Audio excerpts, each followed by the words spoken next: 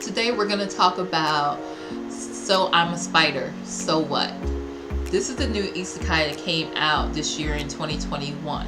Initially when I saw the trailer, I got reincarnated as a slime vibes from it.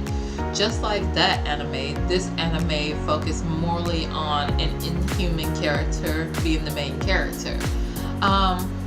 Another similarity is also just like the anime Arrtex, the whole class got transported into another world. Some turn out on the lucky end where they're reborn as nobility or knights, while some aren't quite as lucky where they're reborn as monsters. This story focuses on two main parts. They focus on the main group of classmates, and they focus on Kumo, the spider. Initially, in the beginning of the episode, Kumo is reborn as a hatchling spider. This premise is pretty interesting to me. Where they vary away from reincarnated as a slime is when Kumo, she doesn't get strong as quickly as Rimuru from reincarnated as a slime. In fact, we learn very early on how hard it is to survive in a monster realm. The story starts off on Kumoto's story, where she's reborn as a spider hatchling. The interesting part about this anime is the fact that they focus on the environment, the ecosystem of the monsters and how their nature works, which is super interesting. It's almost like watching the Discovery Channel in some ways, because these monsters, it seems like so far there's only been 4 episodes. So far, it doesn't seem like these monsters have a sentience of their own besides animalistic instinct. So besides our main character. So in a way, this isekai is also a bit of a survival isekai when we focus on Kumo. She has to work on figuring out her skills, which we find out that some of the skills can be quite useless at a low level, along with surviving and not getting eaten by other monsters. She's literally, when she's hatched out of the egg, she's literally in a large dungeon. It seems like a large cave-like dungeon. And she has to survive other monsters. And it seems like that in certain areas of the dungeon, the monsters get stronger. Just like in any RPGs, there are levels to all the monsters. And of course, since Kumo is a hatchling, she's a very low level. She does run into a couple of monsters and fight them, and does level up, which is part of the survivor aspect of the anime, along with figuring out what she wants to do. On the A side of the story, focusing on the majority of the classmates, they take a mostly isekai traditional route, where the main characters are going to an academy learning magic, and if they focus on swordsmanship, also learning swordsmanship. And so far, it doesn't seem like they're veering too far away from that formula, but we do see that there are possible conflicts in the future, such as one of the students is born into a position of a hero, while another one, he has the potential of being a hero, but because of the fact that the other character comes from a family of heroes, he has more of an advantage towards it.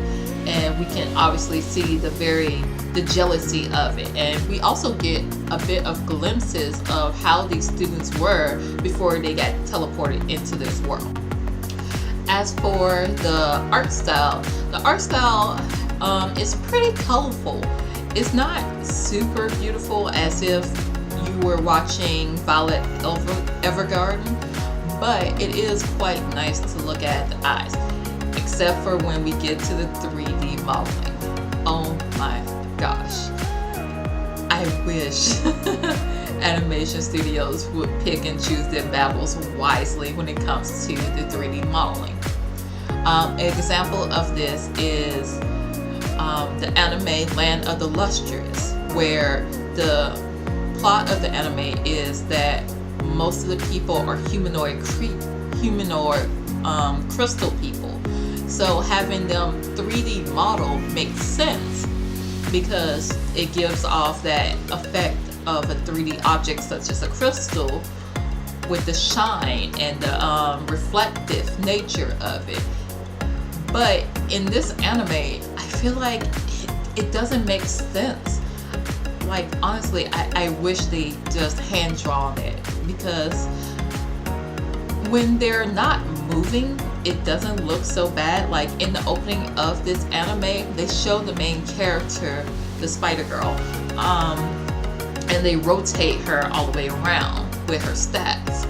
That doesn't look bad. And the moments where objects or people that might be 3D modeled move at a slower pace or barely move, that doesn't look bad.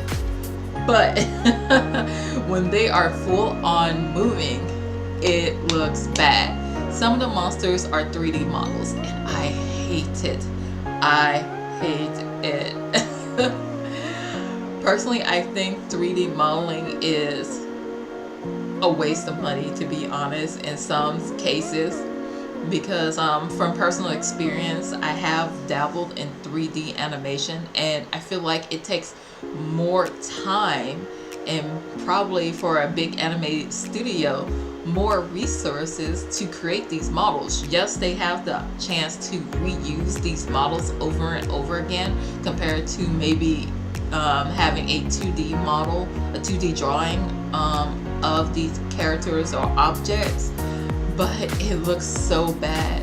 They have this weird shine to them, and they move very abnormal compared to if they were drawn, and they just look out of place. I hate it. I hate it so much. But besides that, the anime itself does look. The music itself doesn't really stand out to me. The opening is a bit of a bop. It's really nice. The opening also is pretty interesting. Unfortunately, there are spoilers in the opening if you look at it with a critical eye. And there's a part in there which I think it was weird to me. I don't really like what they did with that part, which is they showed this woman, which getting to the woman, it seems like she may be connected to these monsters in this world, because in one of the scenes in the opening is her pulling along Kumoto, but it seems like there are 3 other students that may also be reincarnated as spiders as well, pulled them along by their webbing. But the clip I'm talking about in the opening is showing her holding the earth as itself and biting into it, and it's gross, but blood gushing out of the earth like it's a grape, a gross grape or something, and the blood just trickles down her body. And I'm like, did you really need that in there? I mean, because I feel like they loosely tied that part into the anime by having the blood trickling down turn into webbing. But I feel like, including if she's supposed to be like that world's demon king, that they could have conveyed it in a better way. But besides that, the opening is very entertaining. It is very catchy.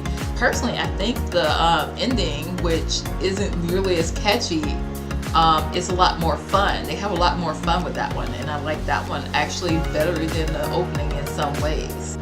Going back to the survival aspect with our spider friend Kumoto, one thing I really like, including since you don't see it enough, is when she's struggling to level up and survive in this cavern, she is seriously struggling. Oh my gosh. There's 4, like I said before, there's 4 episodes, and so far, that the last episode I saw, ooh, she struggled. For a moment, I'm like, I think they're gonna kill off the main character, which is great. That was one thing I guess I could say that I can criticize Reincarnated as a slime for, is I feel like Rimuru didn't exactly struggle as much, despite the fact that he was a slime, which in most RPGs, slimes are one of the lower tier monsters. In this one, they followed that formula where Kumoto is a lower tier monster, and she can very well be killed by any of these other monsters, or even by other spiders. So that aspect I really like. Actually, in the other side of the story, they also show a bit of it. They don't show it as much as with Kumoto, but they show that characters can possibly die dealing with the class, which, like I said, I appreciate that. It makes the stakes higher, and actually put suspense in when they are fighting stronger enemies. One thing that I noticed, and I'm wondering, is it gonna happen, is when story A and story B collide with each other, because right now with 4 episodes, neither one of them have met each other. And it seems like because the class is taking the traditional RPG route, they have the usual mindset, monster bad, which kind of makes sense, because most of the monsters Kumoto does encounter aren't exactly friendly.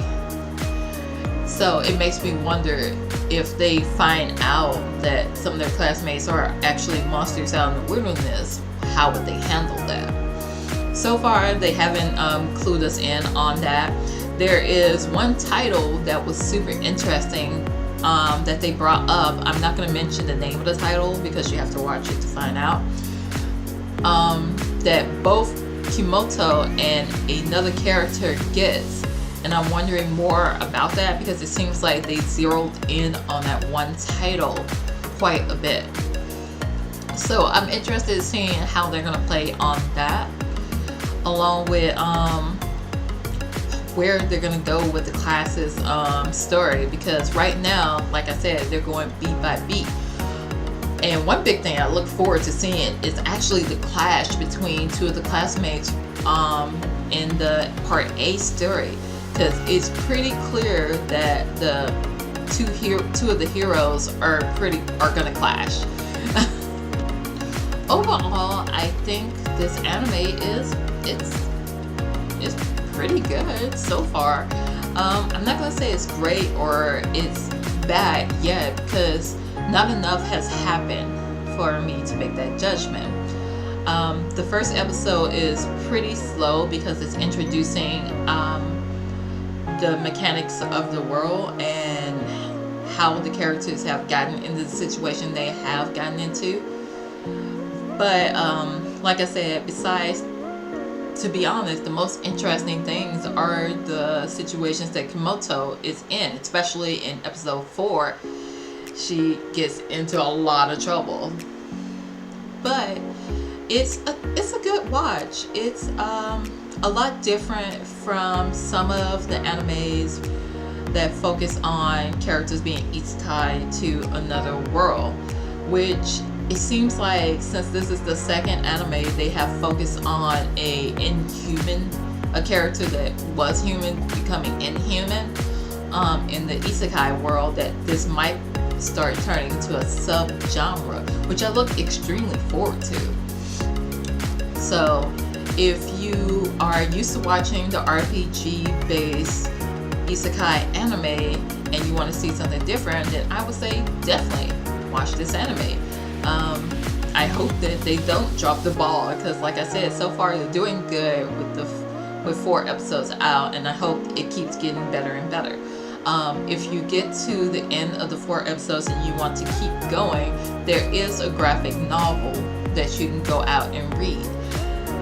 But so far so good. I look forward to seeing more of it and learning more about how the world works, especially when it comes to the monsters, because one thing that they did point out was monsters, not only can they gain skills just like humans can in that world, they evolve as they level up, which makes sense.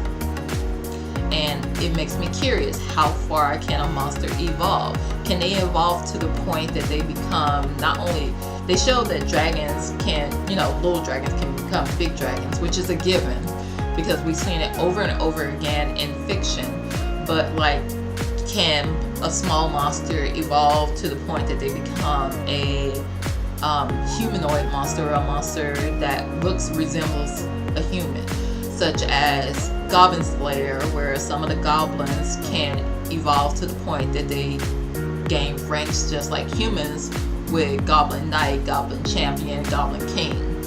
So I look really, really forward to it, and I hope that the anime keeps bringing in all this new and different ideas. And I would strongly suggest checking it out. Anyway, that's my thoughts about this anime. I hope you guys enjoy it as much as I am so far. And I'm gonna put a link down below towards anime news, so you can see the synopsis of the anime itself. And I hope you guys enjoy it. Anyway, that's all I have to say. Later.